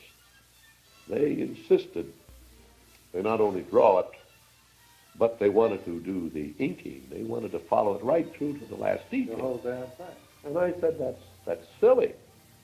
I said, you draw it, and then we've got other people who can even do inking better than you can. And they can't do the creative work as well as you. And I had quite a time breaking that down. And I finally got it all broken down so that a man who could do something well, I didn't let him bother with things that someone else could do as well, or could even maybe do better. But now it's all broken down that way.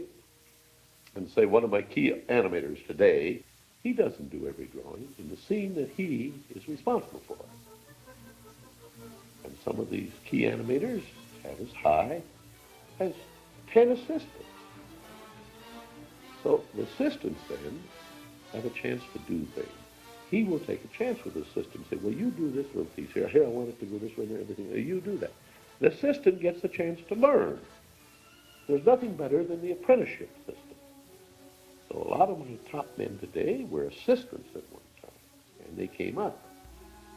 The school was for basic training, but still you have to move from the school and then get into direct application and use where you're thinking on your own, So we still use the apprenticeship system. And a lot of our assistants are men who are very high salaried and carry important spots. I have some of them over there that are happy to be assistants because they're just not quite it on their own. But my top men are more like architects. They plan it. And it's a tricky thing. To fully understand, you have to see it. And these men now, I've got them with me going on over 25 years. I've got some boys with me, been with me darn near 30 years. But everybody that is with me now, that was with me with Mickey Mouse, at the time they were with me at Mickey Mouse, they were beginners. They were not experienced, because I lost my experienced crew from Mickey Mouse. So actually, I started with beginners after Mickey Mouse. But I think it was this intensive training, this campaign to better ourselves and diversify. I think that was an all-important thing. Well, the advice I used to get from certain quarters is Disney, leave well enough alone. Disney, make some money. I've had people say, Disney, have you put anything away? Have you got anything? I said, well, I got my studio. But I mean, what have you done? Have you put money away? You should take that money and put it somewhere. I never had that feeling, because I just couldn't see that there was any better place to put that money than in the thing that I was interested in and the thing that I knew something about. And to this day, I don't have any outside investments. They're all directly there. And now they're all trying to find things like I got, capital gains or something, you see what I mean? Which is a much better thing. Here Walt speaks of his excitement working on Fantasia and the later problems he encountered with it. He also speaks candidly about his general philosophy regarding entertainment and his attitude toward money. The way we started out, we had successful engagements in New York, in Boston, in San Francisco, and in Los Angeles. It ran for a year at the Broadway Theater. It ran for 8 months at the Carnegie Circle, made money. But it was too slow a process, so we were getting the pressure on us from the bankers and things. They wanted to put it out in the general release, and I said it was not made for that. Then they prevailed upon my brother to do an edited version of it, and he came to me and wanted me to edit it. I said, yes, you can edit it, but I said, I'm not going to do it. He said, you can get anybody you want to edit it, but I won't do it. I said, I still insist it should go in the full length and stay in this class, in this one type of presentation, not run all. It's not that kind of a thing. So they cut it down and they tried it, and it didn't go. How long was it, the original? 2 hours and 10 minutes. Well, that was pretty long for those days, wasn't it? Well, I had the intervals in between. I had the orchestra. I had Dean Taylor and everything. It was a departure away from the usual picture. And they cut it down. They took it out. It didn't go well. They brought it back, put it all back together again, and then tried to do it, but it's too late. See, they'd taken the edge off. I thought we should have stuck with a gun, but the pressure, you see, of trying to get some quick money out of it. Well, that was a hectic period from then on, because we had bankers on our neck. My brother went through as much hell as I did. I had a big staff. I hated to lay off anybody. I tried to hold on to them. I tried different ways. The war was not here yet, but they were still drafting. Some of my boys had to go. It was a terrible period. The bankers couldn't see things. We tried to sell them for a long time on the residual value we had in product that had already run. Well, we had to prove. You know, that's the thing I found, that you have to prove things to people. Very few people you can run into and tell them an idea and get them to go along with you. They can't see the potentials in things, you know. So I felt all along, all through my career, instead of talking to somebody about something, if I could, I'd go ahead and make something and then show it to them. The first film I ever got run in a theater, I didn't go and ask the man and try to tell him what I was going to do. I went ahead and made it and put his name on it, which was the Newman thing, you know. We've always kind of confident and not afraid to gamble our own money. In fact, the whole venture over there was one of gambling everything we had every time we did it, never with anyone else's money. See, I want this thing to go that I can keep adding, keep plussing. You know, I mean, you work on a picture. People can't realize that, but you work, you give everything you got, and you worry about it and everything. When you finally wrap that thing up and send it to the Technicolor laboratory, you can't touch it again. then you got to start all over, see? Well, I don't mind that as long as I got something else that is a continuing thing I can keep building as long as I can get some money to build it with. Now, I've got to be successful. I learned that a long time ago. You see, people have looked at me in many ways. They said, well, I mean, look, the guy has no regard for money. That is not true. I have had regard for money. But it depends on who's saying that. There's some people that sit and worship money as something you've got to have piled up in a big pile somewhere. I've only thought of money in one way, and that is to do something with it. I don't think there's a thing that I own that I'll ever get the benefit of except through doing things with it, you know? I mean, my stock in the studio, I don't even want the dividends because the government's going to take it. I'd rather have that in there working. I have regard for stockholders. To me, it is like a moral obligation to the people who loaned me money to get out here, and I worried and fretted about paying them back, and I paid them back in many ways. And I have complete control. There is nobody that can tell me yes or no. I mean, I have it. Now, if I fall down, it's me. There's no one else to blame. And everything on that lot, the paint shop, everything. That's a division. That's my division. My brother's in charge of all distribution and all of that. He runs that whole thing. We got offices all over the world. He runs that. And he's grown into that the same as I've grown into this.